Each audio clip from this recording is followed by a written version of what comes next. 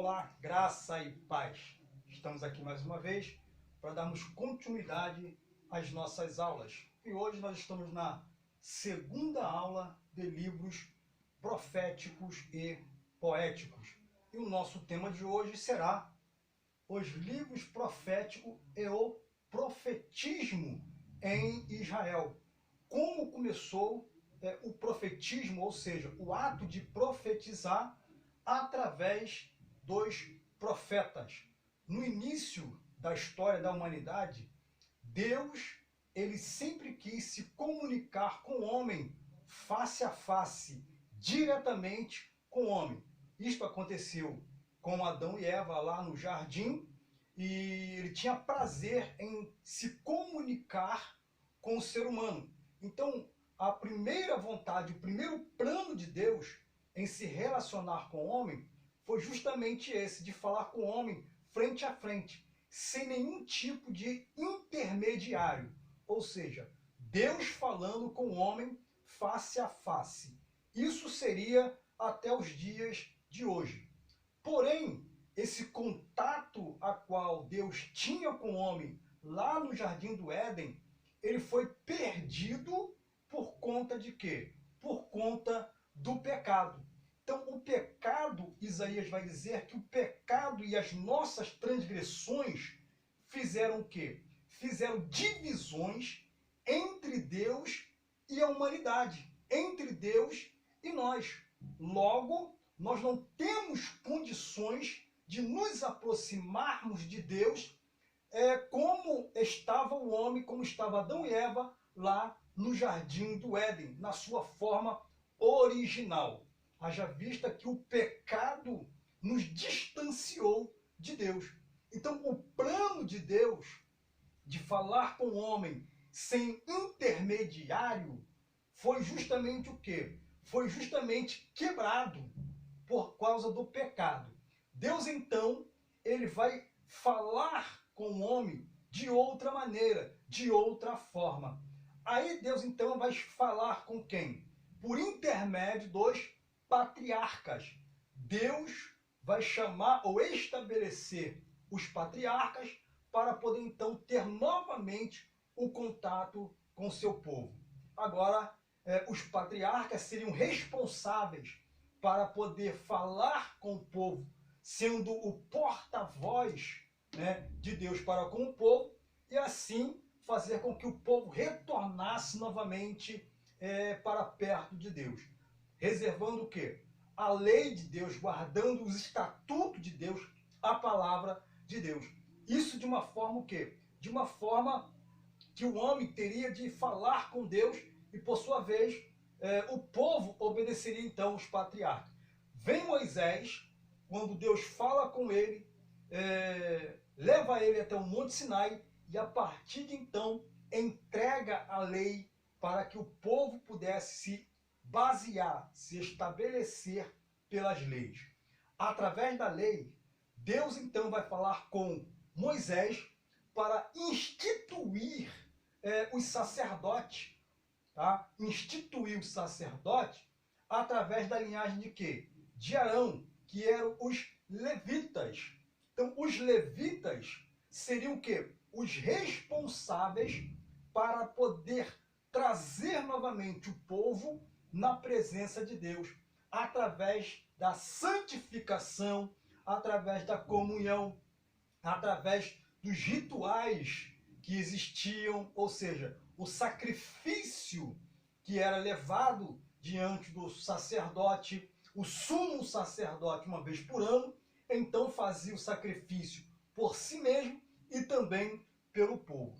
Então, Deus vai começar novamente a falar com o homem e com o povo, agora através de um intermediário, que foi quem? Que foi Abraão, que foi Moisés, que foi outros patriarcas, Isaac, Jacó.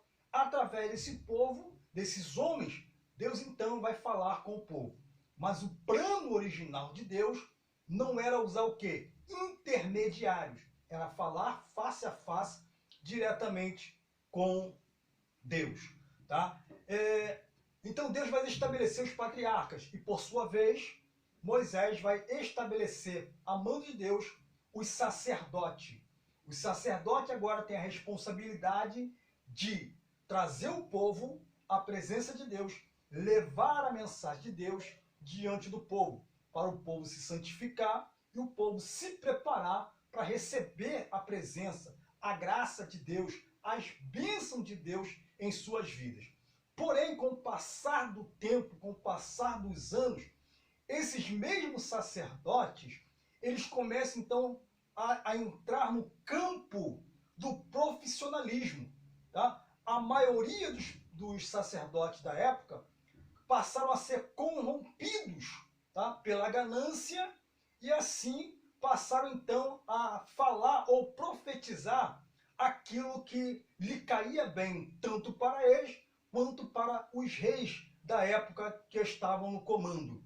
Tá? Então, a maioria, não todos, mas a maioria dos sacerdotes da época caíram em tentação e assim perderam esse contato direto, essa essência que era a responsabilidade do sacerdote, trazer o povo a responsabilidade de levar a presença de Deus diante do povo.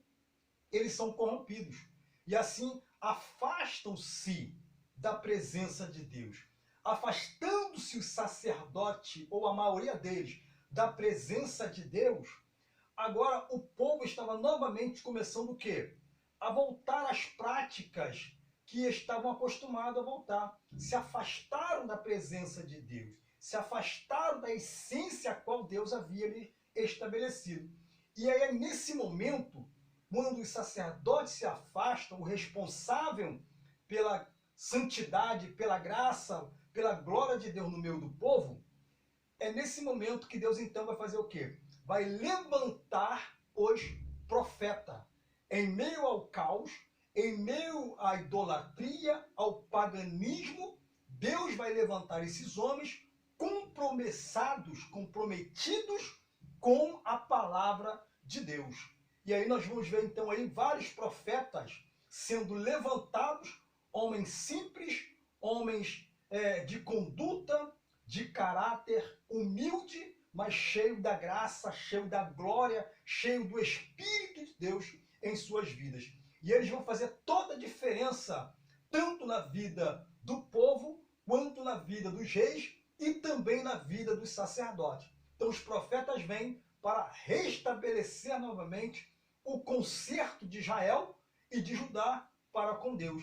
Então os profetas vão vir pregar para o povo, os profetas vão vir pregar para os reis, os governadores, e também vai chamar a responsabilidade dos sacerdotes que perderam a essência, que deixaram ao seu primeiro amor e agora se afastaram, foram corrompidos, se deixaram levar pela ganância e pelo dinheiro que agora estavam ali sendo estabelecidos. Eles então vão se afastar da presença de Deus. E é nesse momento que Deus então vai levantar esses homens, tá? Que são chamados de profetas. Dentro dos profetas, nós vamos ter aí aproximadamente 17 profetas, ou livros proféticos, tá? Ou livros proféticos. E é justamente nessa época que começa o quê? O profetismo dentro de Israel, aonde os profetas começaram a profetizar em meio à decadência, em meio ao paganismo e outras coisas mais, tá? Então temos aí aproximadamente 17 profetas. 17 profetas. Dentro desses 17 profetas, ou livros proféticos, tá? Vão ser divididos em duas partes. Profetas maiores e profetas menores. Profetas maiores, nós vamos ter 5 livros, ou 5 homens que se levantaram como profetas de Deus, foram chamados como os profetas de Deus e foram considerados como profetas maiores. E temos 12 aproximadamente que foram também chamados por Deus com as mesmas responsabilidades, com o mesmo espírito de ousadia e de autoridade, para poder pregar também aproximadamente 12, dando um total aí de 17 livros proféticos, tanto profetas maiores quanto profetas menores. Agora, por que são chamados de profetas maiores ou menores? Tá? Então, não tem nada a ver com a importância, na verdade, daquilo que eles fizeram, né? Os milagres que eles operaram, a quantidade de milagres, a quantidade de profecias que profetizaram e outras coisas mais. Não está falando nesse sentido de ser maior, um maior do que o outro. Não, porque diante de Deus, todos os profetas eram iguais. Todos eles eram iguais, tinham a mesma importância e o mesmo valor para Deus.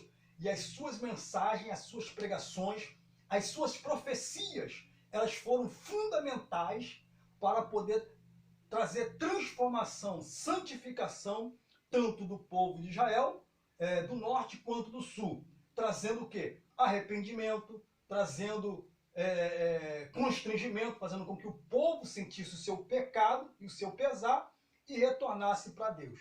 Então, por que eles são chamados desse jeito? Aí temos aqui, foi por conta de quê? Por conta da extensão de seus livros, tá? A extensão de seus livros. Os profetas maiores são chamados assim por conta da extensão dos seus livros.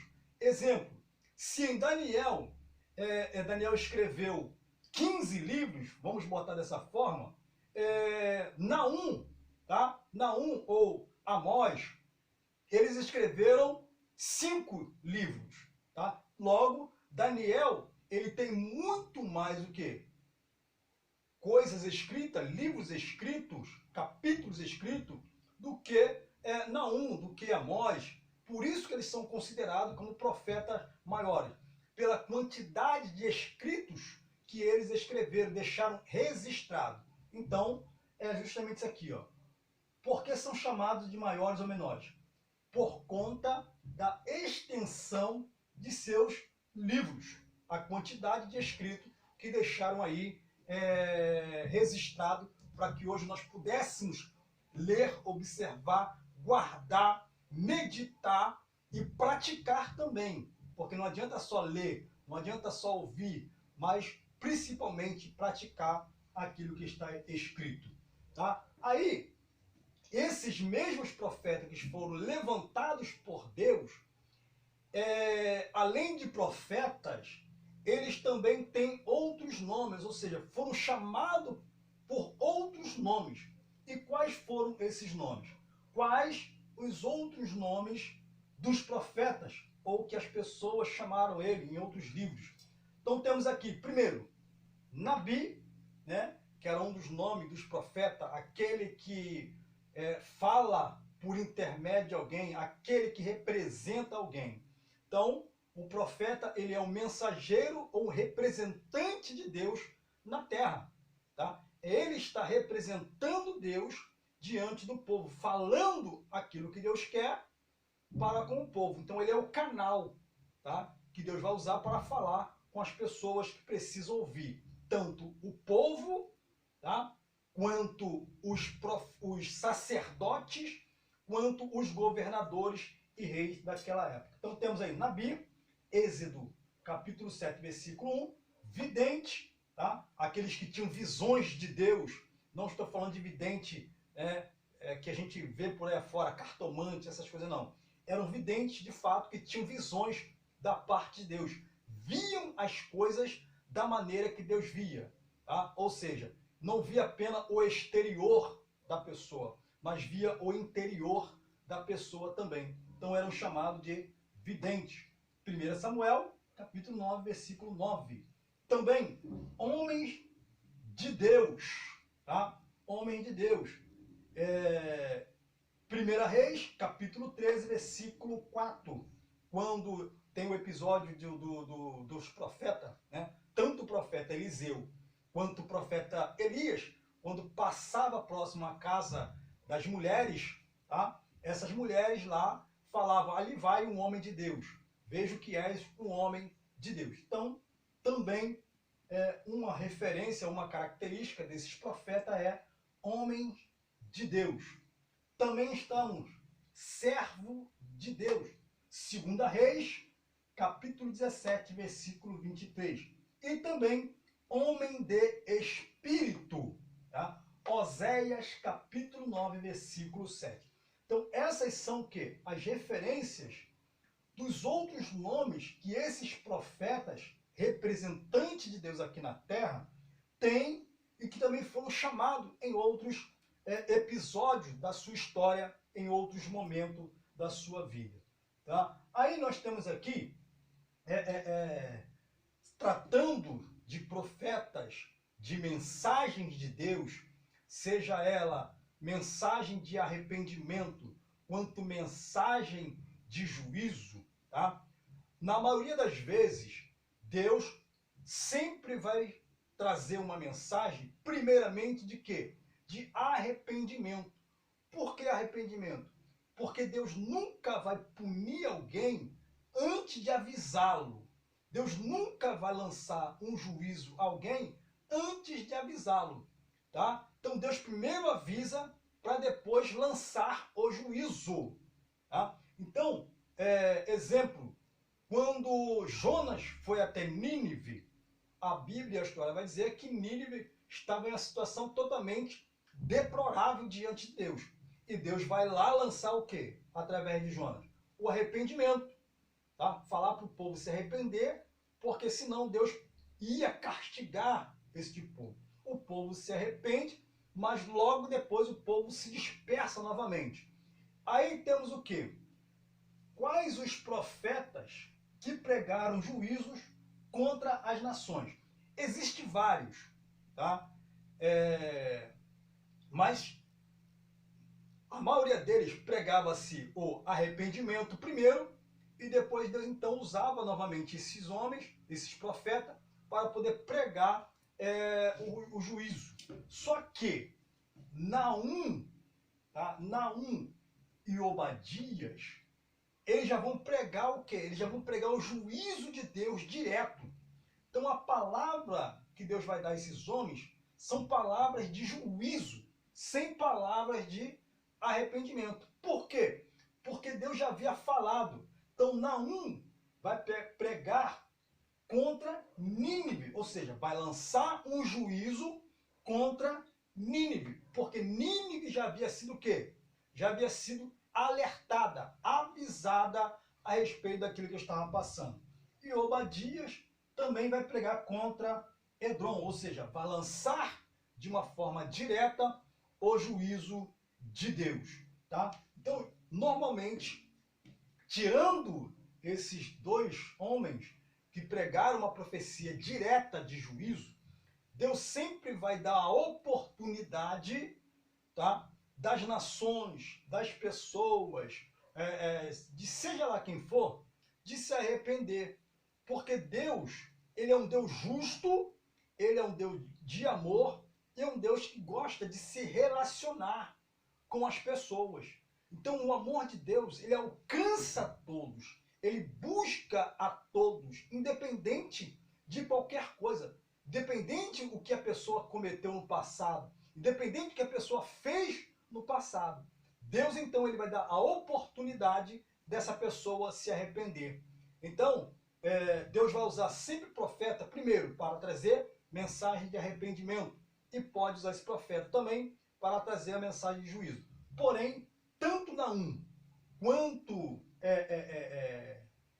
Obadias, nesse episódio, eles já foram com uma mensagem ou com uma profecia de juízo, tá? De juízo, para poder pregar contra essas nações que estavam ali.